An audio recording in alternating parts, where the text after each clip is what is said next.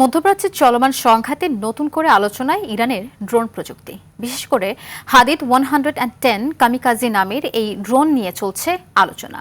উচ্চগতি, রাডারে কম ধরা পড়া এবং আত্মঘাতী আক্রমণে সক্ষম সহ আরও বিশেষ কিছু কারণে আলোড়ন তৈরি করেছে এই ড্রোনটি। এ বিষয়ে আরও জানাচ্ছেন ইমতিয়াজ আহমেদ।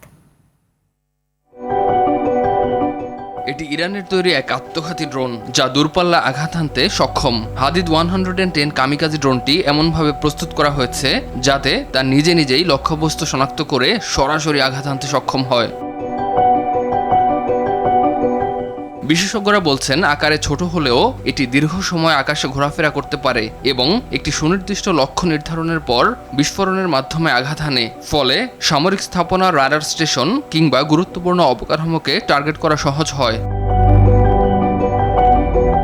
যুক্তরাষ্ট্র ও ইসরায়েলের সঙ্গে সাম্প্রতিক সংঘাতে ইরানের ড্রোন সক্ষমতা নিয়ে নতুন করে শুরু হয়েছে আলোচনা। বিশ্লেষকদের মতে, কম খরচে তৈরি হলেও এ ধরনের ড্রোন প্রতিপক্ষের বিমান প্রতিরক্ষা ব্যবস্থার জন্য বড় চ্যালেঞ্জ হয়ে উঠতে পারে।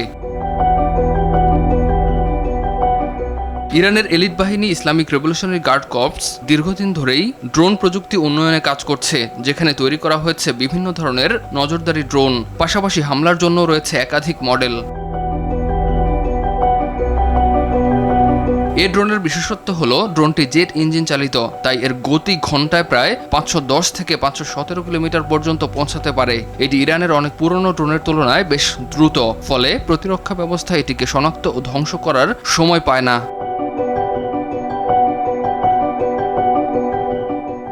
রাডারে কম ধরা পড়ায় এর বিশেষ কোণাকৃতি নকশা রাডারের প্রতিফলন কমাতে সাহায্য করে, ফলে শত্রুপক্ষের রাডারে সহজে ধরা পড়ে না। এটি লক্ষ্য খুঁজে বের করে আত্মঘাতী আক্রমণ করে, যা লক্ষ্যবস্তুতে সরাসরি গিয়ে বিস্ফোরিত হয়। সাধারণত রাডার স্টেশন, কমান্ড সেন্টার বা গুরুত্বপূর্ণ অবকাঠামোতে হামলার জন্য এটি ব্যবহার করা হয়। এর পাল্লা প্রায় 350 কিলোমিটার পর্যন্ত বিস্তৃত, অর্থাৎ এর ড্রোন প্রায় 350 কিলোমিটার দূরের লক্ষ্যবস্তুতে আঘাত করতে পারে এবং প্রায় 30 কেজি বিস্ফোরক বহনে সক্ষম।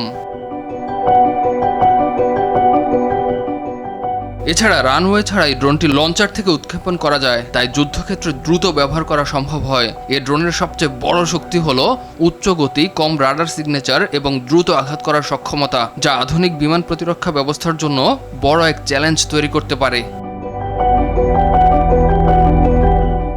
বিশ্লেষকরা বলছেন, আধুনিক যুদ্ধের কৌশলে এই ড্রোন এখন গুরুত্বপূর্ণ অস্ত্র হিসেবে আবির্ভূত হয়েছে, যা বর্তমান ও ভবিষ্যতের যুদ্ধে আরও বড় ভূমিকা রাখতে পারে।